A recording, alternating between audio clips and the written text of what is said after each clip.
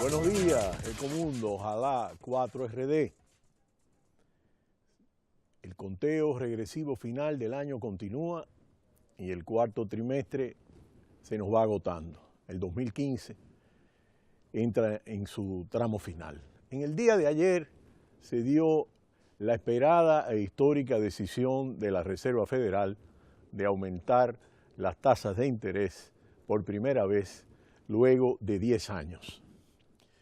Y los mercados reaccionaron positivamente a esta medida, era esperada, ya se había descontado, pero siempre está la expectativa de cuál va a ser el tramo en el que se va a aumentar y cuál va a ser la decisión de las actas de la Reserva Federal y cómo quedan las votaciones, porque de todas maneras en las últimas reuniones había habido algunos disensos y posturas un tanto diferentes. De hecho, algunos analistas tienen la idea de que se podría regresar a estas políticas, como vamos a ver más adelante. Los mercados reaccionaron de manera positiva en Wall Street, mientras el petróleo tuvo reducciones importantes, el Texas 4,90% y el crudo Brent se redujo 3,27%, dos reducciones importantes. Pero lo significativo es que, y todos los periódicos del mundo en primera plana están centrados en la decisión de la Reserva Federal. Luego de varios años congelada en estos mínimos históricos, la Reserva Federal anunció finalmente el alza de las tasas de interés, poniendo fin a la era que se inició con la caída del gigante Lehman Brothers. El alza de 25 puntos bases a un rango de 0,25-0,50% fue apoyado de manera unánime por los integrantes de la Reserva Federal y es el primer incremento en 10 años. En el comunicado, la entidad dirigida por Janet Yellen anticipó además que dependiendo del desempeño de la economía, habrán 4 alzas más de 1/4 de punto para el 2016. El mercado había bajado sus estimaciones de alza a solo 2 para el próximo año. Este incremento se produce pese a que la inflación aún no se ha acelerado en los Estados Unidos. Se cierra una era en la que la Reserva Federal inyectó billones de dólares baratos en la economía de Estados Unidos a fin de impulsar la recuperación económica, provocada por la mayor crisis desde los años 30. Situación que genera preocupación entre las autoridades económicas, dado que en la Reserva Federal había confianza en que los estudios que sugieren que un mercado laboral ajustado crearía eventualmente presiones inflacionarias, situación que no ha ocurrido. Precisamente respecto a los precios, la Reserva Federal dijo que espera que la inflación se acelere a un 2% en el mediano plazo.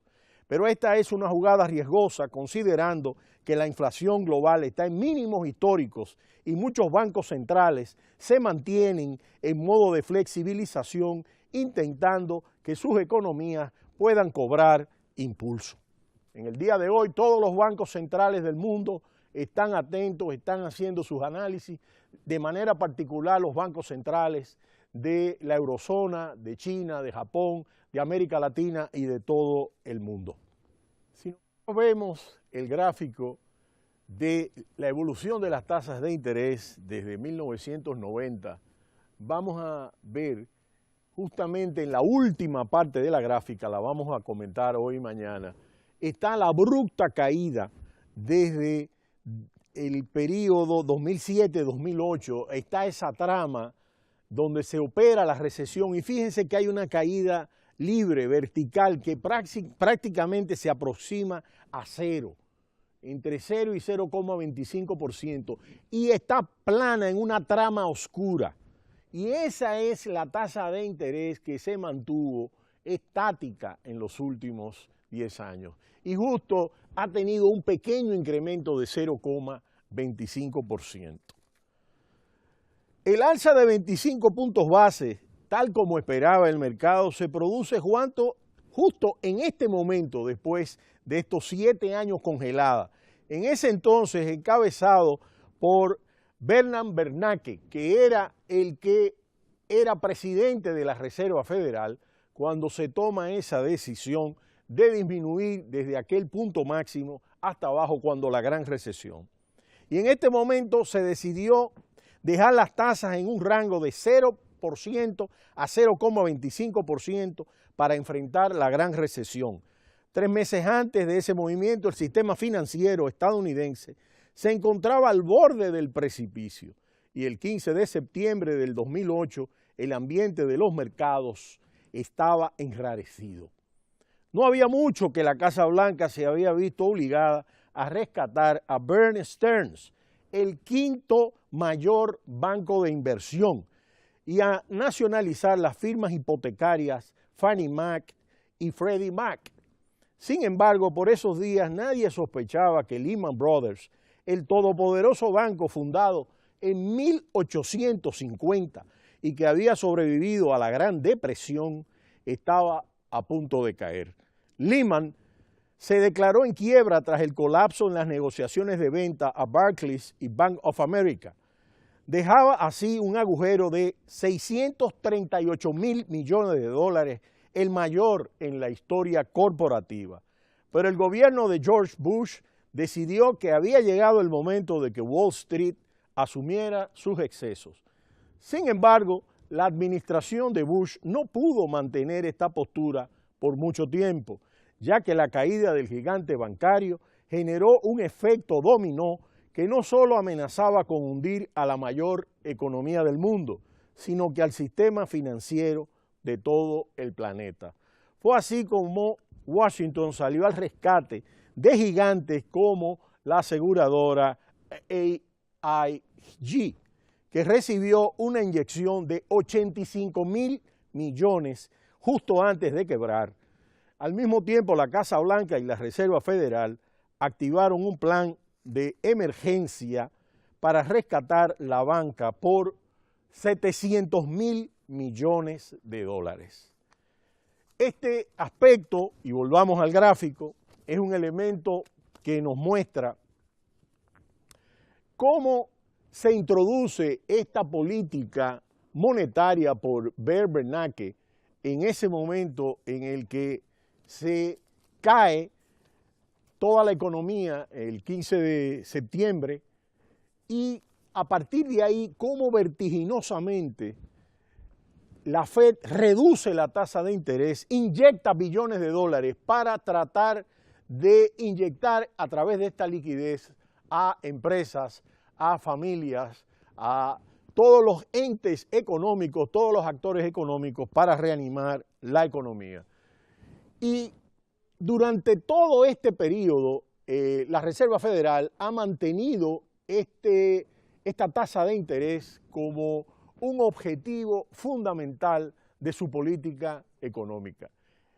Decíamos que en el 2009 la tasa de desempleo era de 2 dígitos, era un 10%. Hoy día la economía norteamericana tiene una tasa de desempleo del 5%, es decir, se ha disminuido a la mitad y tanto la política monetaria como la política fiscal ha permitido que la economía norteamericana tenga una reanimación y que su tasa de crecimiento se estime cerca de 2.5%, aunque en el último trimestre y en todos los indicadores del año, como hemos estado viendo, ha habido un cierto zigzagueo.